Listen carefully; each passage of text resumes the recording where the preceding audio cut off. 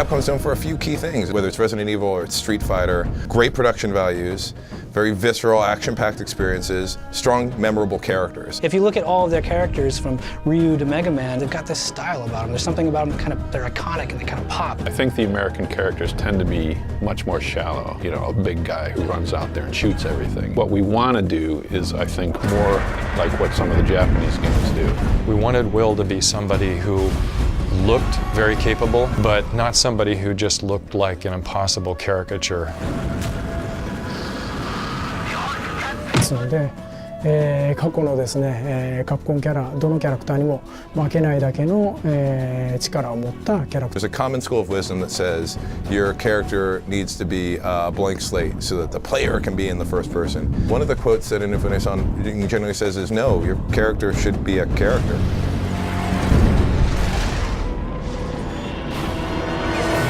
Will is an ex-military pilot who's been beaten down by life a little bit. So I guess this is it. Isn't it time to do something? And what difference would it make, Ava? I mean, Will's kind of a jerk. In his own world, on his own, doesn't need anyone's help, isn't asking for anyone's help. The new guy. You must have someone pulling the strings. His main motivation in the beginning is just, I want to get the hell out of here. I don't want to be in this place. I want to get home.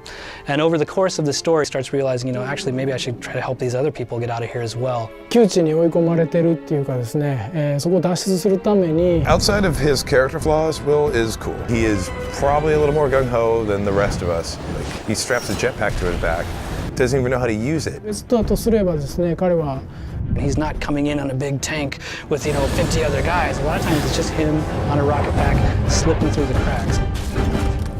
And that makes him very dangerous.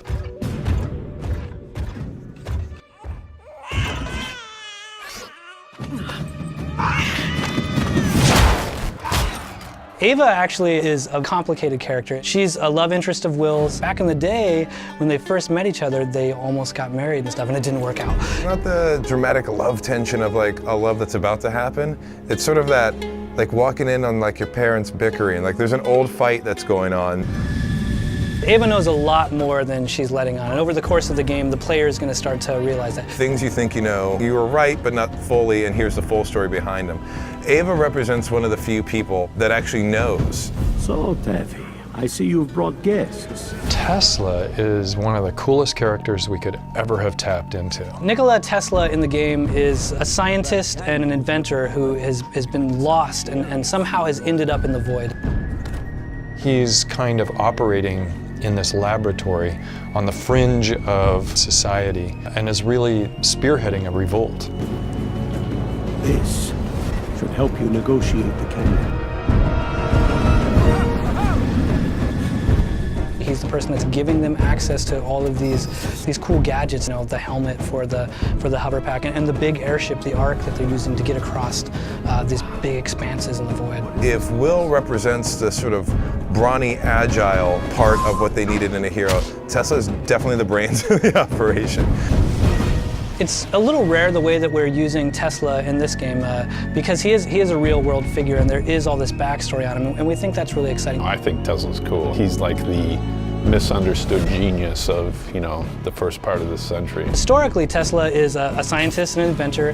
He arguably created the radio. I mean, I think he's best known for his work on the transmission of electricity. Everyone's familiar with the Tesla coil. Most people don't know really what it's for, but it's about energy transmission. Edison was so frightened of him that this famous rivalry existed between the two that even to this day is kind of almost mythically out of proportion. There's all kinds of these weird different things that are associated with Tesla. There was ideas from Tesla about teleportation. He created this death ray. He might have had contact with aliens. He was testing something, trees are falling over on the other side of the world. Before Tesla was found ultimately dead, he had actually been gone for a while, a couple days that no one could ever account for. So we're actually playing with that, saying that, well, 3 days on Earth could be 20 years in the void, right?